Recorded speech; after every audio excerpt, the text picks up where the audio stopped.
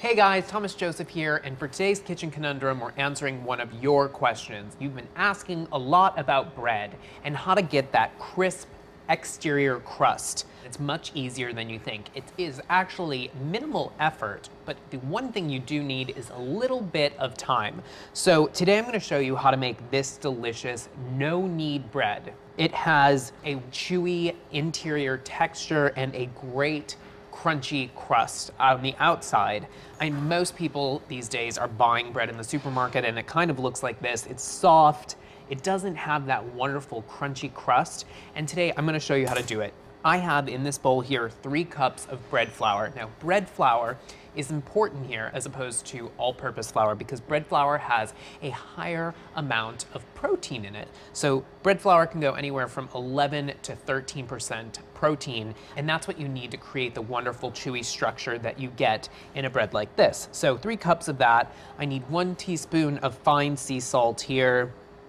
To this, add 3/4 of a teaspoon of active dry yeast. And now today I'm making an olive and cheese bread. I'm using 1 3/4 cups of sliced green olives, and they're sliced about 1/4 of an inch thick here. Just sprinkle that right in to your flour mixture. And 8 ounces of Gruyere cheese. This is an Alpine cheese. It has a really pungent, wonderful flavor. Now you could change up the cheese here, or you could even omit it. Change it up with whatever ingredients you like. This is a basic formula and method, and you can really expand on it and play around with this method. So just stir these things together.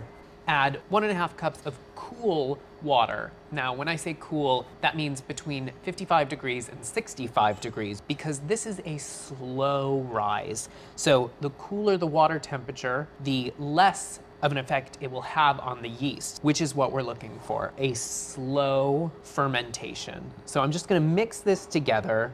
It's gonna create a very sticky dough. So this looks good to me. Now, if your dough seems a little dry, you can always add a tablespoon of water at a time until it's nice and tacky. And I can show you, you should have some dough still stuck on your fingertips, and that's how you know that this is ready. Cover with plastic wrap, and you're gonna let this rest at room temperature until it doubles in bulk, and it will create lots of spongy bubbles, and that's gonna take 12 to 18 hours. So this is a great recipe to make the night before you need it. So now we're gonna let it rest for 12 to 18 hours. Here's a batch of dough that I've made last night, and you can see it's doubled in size, and it's spongy and very, very wet. And this is exactly what you're looking for. And you can smell fermentation has taken place. It has this yeasty smell, and you know that this is going to have a great structure to it in the end. So now you need a liberally dusted work surface and just scoop out the dough. And I give a little bit of dusting on top as well. And really all you need to do here is tuck the edges. So you're going to take your bench scraper, you're gonna pull up and push down into the middle. You're gonna repeat on the other side here. You're basically folding the dough like a little parcel, and then you're gonna repeat with the 2 other edges. So folding into the center, folding into the center here. I have a sheet tray lined with parchment and dusted with flour, and gently, but quickly, otherwise the dough is gonna fall all over the place, get underneath the dough and flip it right on top. Now, give this a good dusting of flour as well.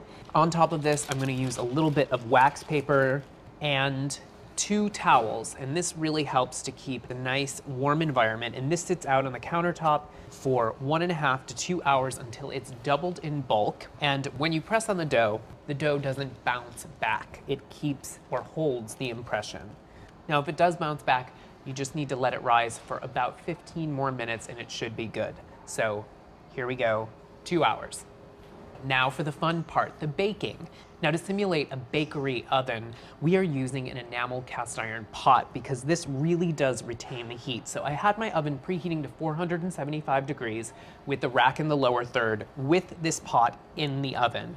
So this is very, very, very hot, and this is what's gonna give us that wonderful crust that I've been talking about. So remove the towels, gently remove the wax paper.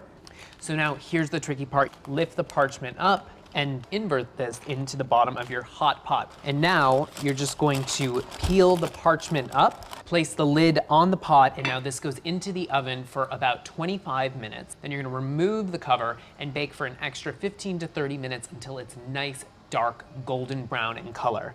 It's gonna be great. So the bread is hot out of the oven. It's been about 30 minutes after taking the lid off. And now a very important step here. If you want that crisp crust that we've been talking about, you need to take it out of the pot at this time now. It should pop out easily. Oh, there we go. And now this has to cool completely. And you want to cool it on a wire rack so that there's no steam and the bottom doesn't become soggy. So cool it completely before serving. And I'm going to show you what this looks like when it is cool.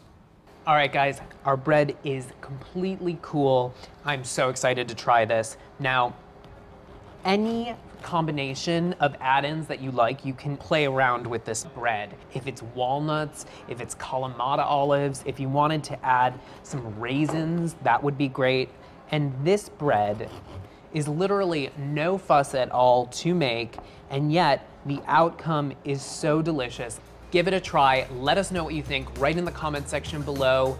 And if you have any kitchen conundrums, let me know. And always, guys, click subscribe. Enjoy.